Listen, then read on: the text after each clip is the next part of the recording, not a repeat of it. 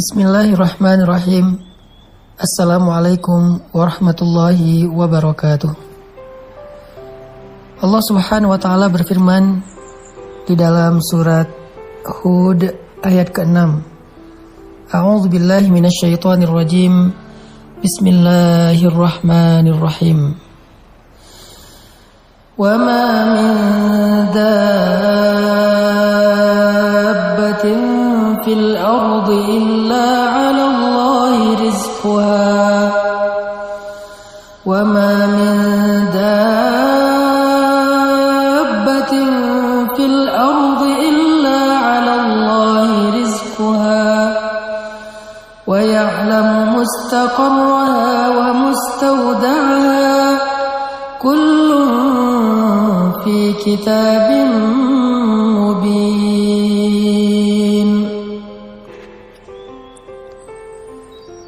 Dan tidak ada satupun makhluk yang bernyawa yang hidup di muka bumi kecuali Allah menjamin rezekinya. Dia mengetahui tempat kediamannya dan tempat penyimpanannya.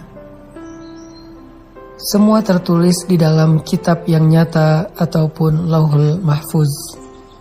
Shadaqallahul azim. Ayat ini adalah salah satu di antara ayat yang mengajarkan kita tentang iman terhadap rububiyahnya Allah Subhanahu wa taala. Rububiyah berarti Allah lah yang mengatur segala sesuatu dalam kehidupan di langit dan di bumi, dan Allah sebaik-baik yang mengatur. Rububiyah berarti Allah lah yang berkehendak dan menentukan segala sesuatu dengan kehendaknya. Dan Allah Maha Adil dalam segala ketentuan yang Allah kehendaki. Rububiyah juga berarti Allah lah yang menentukan rezeki untuk setiap hambanya.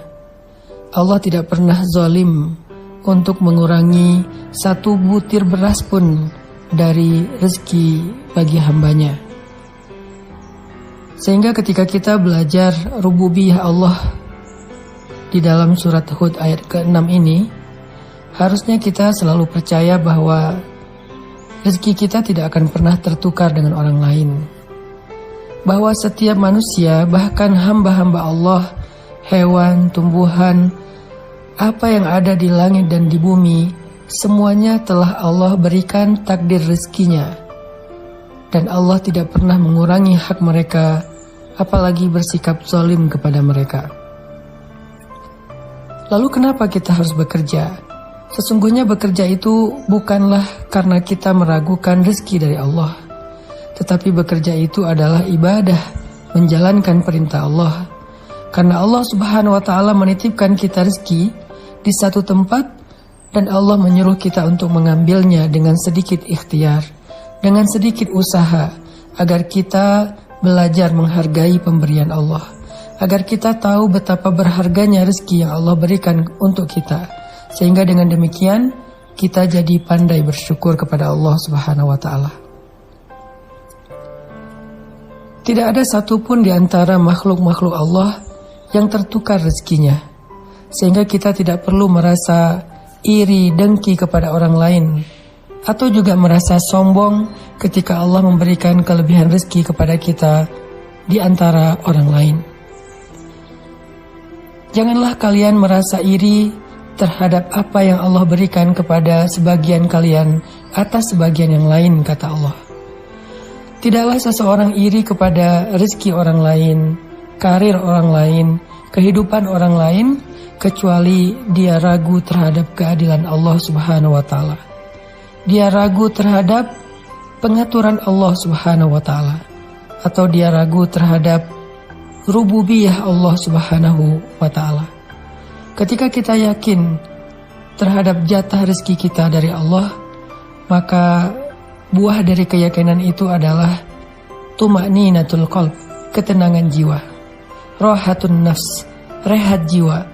Kita tidak akan merasa khawatir yang berlebihan terhadap rezeki yang sudah Allah tetapkan untuk kita. Orang yang yakin kepada rezeki yang sudah Allah takdirkan, yang sudah Allah tetapkan untuk dirinya, maka dia tidak akan melanggar Dia tidak akan mencari-cari jalan yang Allah tidak ridho untuk mendapatkan harta yang dia inginkan. Kenapa seseorang mencari harta yang haram? Kenapa seseorang curang dalam timbangan? Kenapa seseorang bersikap zalim? Kenapa seseorang berbohong dan menipu? Kenapa seseorang curang dalam jual beli dan transaksi? Kenapa seseorang korupsi? Itu semua karena mereka ragu dengan jatah rezeki yang sudah Allah tetapkan untuk diri mereka. Seandainya kita yakin bahwa Allah adalah sebaik-baik pemberi rezeki, bahwa Allah gak pernah mencurangi hak kita, bahwa Allah sebaik-baik yang mengatur, bahwa Allah sudah menyediakan bagi setiap hambanya rezeki yang halal sesuai dengan kebutuhan dia, sesuai dengan keadaan hidupnya, maka kita tidak akan mencari-cari jalan yang tidak Allah ridhoi untuk mendapatkan harta-harta yang kita inginkan. Kita akan komitmen, kita akan istiqomah mendapatkan harta yang halal, karena kita percaya yang halal itu pasti ada. Ada orang yang berkata, mencari harta yang haram saja susah, apalagi yang halal. Ini pasti wasawisus syaitan. Ini pasti bisikan-bisikan syaitan. Kenapa? Agar kita berputus asa dalam mencari rezeki yang halal. Agar kita berputus asa dalam berharap kepada Allah Subhanahu wa Ta'ala. Sungguh kalimat ini adalah kalimat orang yang tidak beriman. Kalau kita yakin kepada Allah sebaik-baik pengatur dan pemberi rezeki, kita akan berkata justru sebaliknya. Rezeki yang halal itu mudah, justru harta yang haram itu yang susah. Sesungguhnya rezeki yang halal itu pasti, yang haram itu yang tidak pasti. Kenapa pasti? Karena Allah yang menyediakannya untuk kita. Wa ma min dabbatin fil ardi illa 'alallahi rizquha. Allah yang menjamin rezekinya. Falimal ya's. Kalau begitu kenapa kita berputus asa? Kenapa kita mengeluh? Kenapa kita berhenti berikhtiar? Kenapa kita tidak lagi istiqomah? Kenapa kita melenceng dari jalan Allah? Kalau kita yakin bahwa Allah telah menyediakan jaminan rezeki kepada kita semuanya. Orang yang yakin dengan rezeki di sisi Allah juga tidak akan bersikap kikir dalam mengeluarkan hartanya fi sabilillah. Sebagaimana Nabi bersabda, demi Allah tidak akan berkurang harta karena sedekah. Justru sedekah yang dilakukan karena syukur akan menambahkan kebaikan setelahnya. La in syakartum la azidannakum. Kalau kalian bersyukur, pasti aku tambahkan untuk kalian. Orang yang menahan hartanya, bersikap kikir sehingga dia tidak mau mengeluarkan hartanya fi sabilillah, bahkan harta yang wajib untuk dia keluarkan seperti zakat, itu pasti karena dia takut kekurangan rezeki. Kenapa dia merasa takut kekurangan rezeki? Karena dia tidak yakin dengan jaminan rezeki dari Allah Subhanahu wa Ta'ala. Maka dalam ayat ini kita belajar bahwa sesungguhnya Allah Subhanahu wa Ta'ala telah menjaminkan untuk kita rezeki yang halal, maka jangan pernah mencari-cari cara yang haram untuk kehidupan kita.